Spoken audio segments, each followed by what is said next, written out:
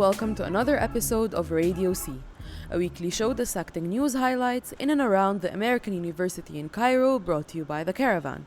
I'm your host, Basant Samhout. And I'm Bassel Hanna. And I'm Abdelwahab. And this week we're going to talk about the recurring issue of the tuition fees.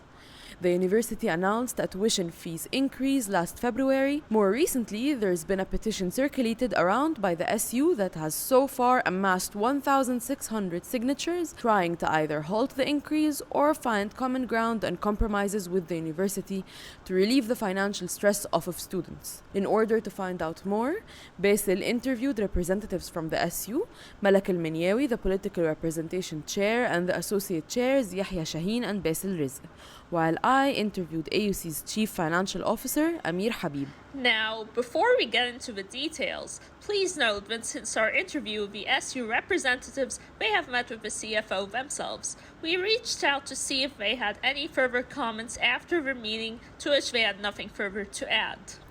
All right. So, Bassel, can you please tell us what you found out from your meeting with the SU representatives? Their main objectives were to decrease the tuition or halt the increase.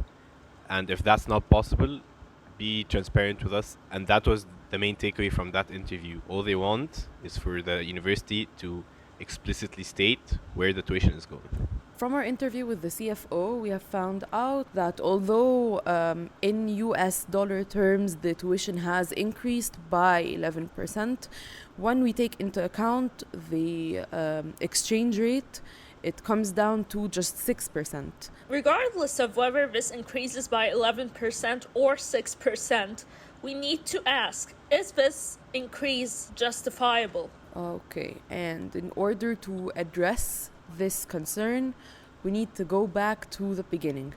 How is the tuition fees decided? There's a university advisory budget committee that convenes a year in advance of the academic year. So for each year, its budget is decided a year in advance. This year's budget was announced in February, and on this Union Budget Advisory Committee, there's always a student present to have a say in proceedings. And even so, the proceedings aren't final in this committee.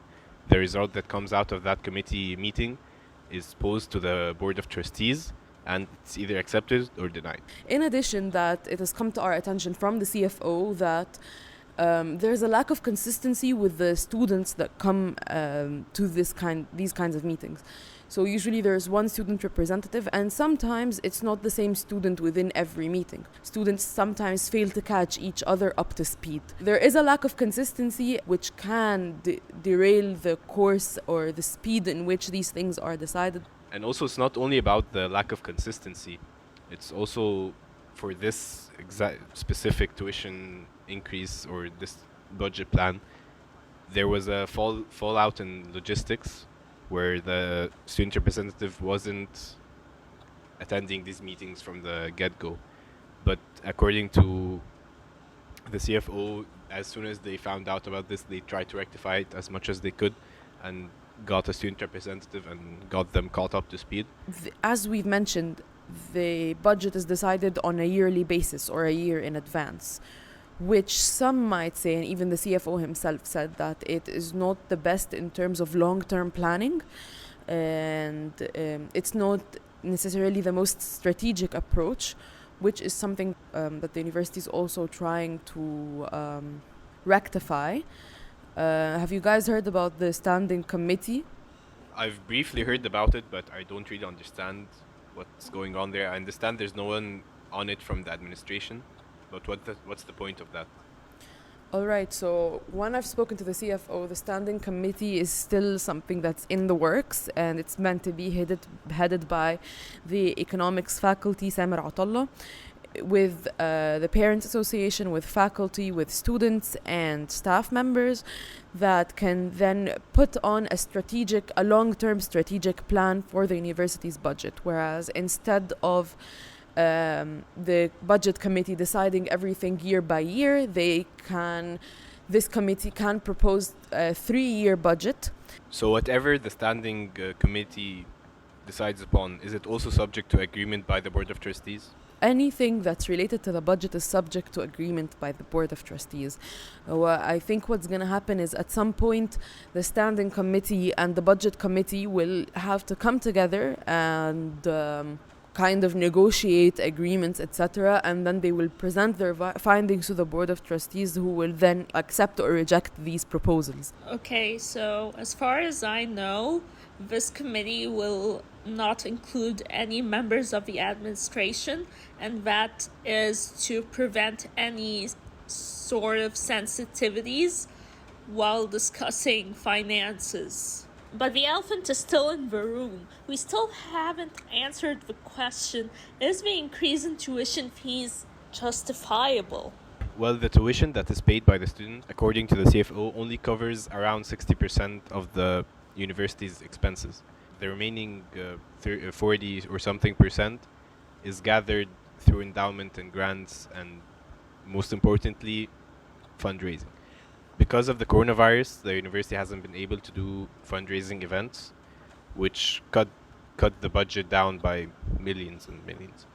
So I would say that I'm actually surprised that the tuition wasn't increased further.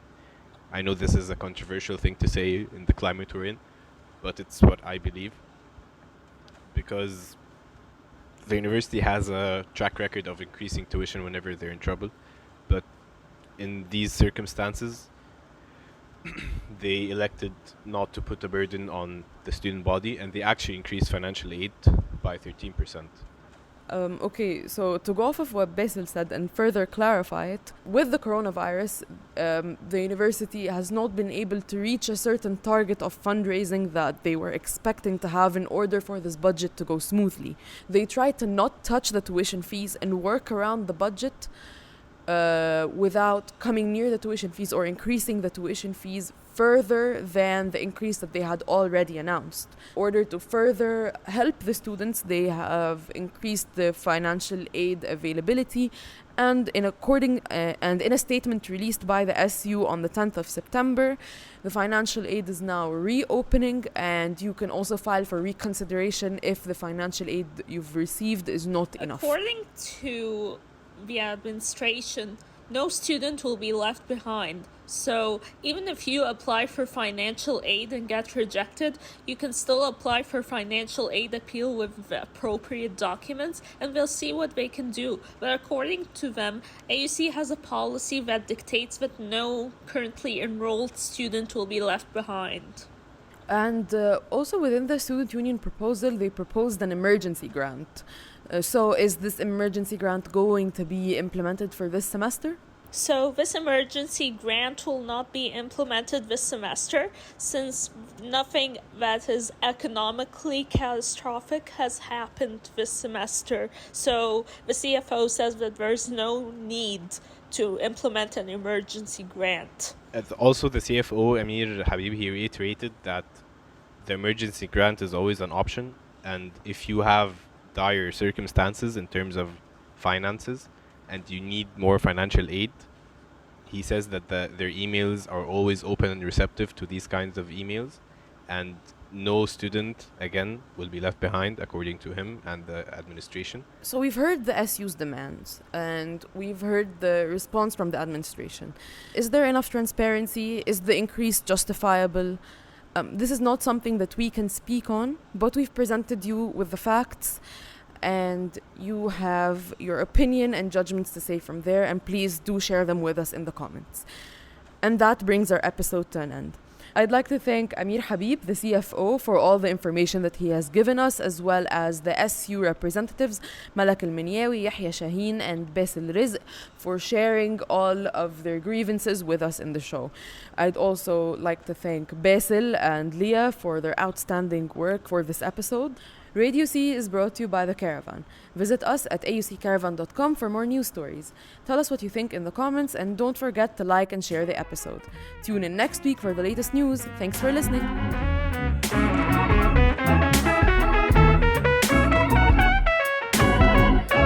Radio C.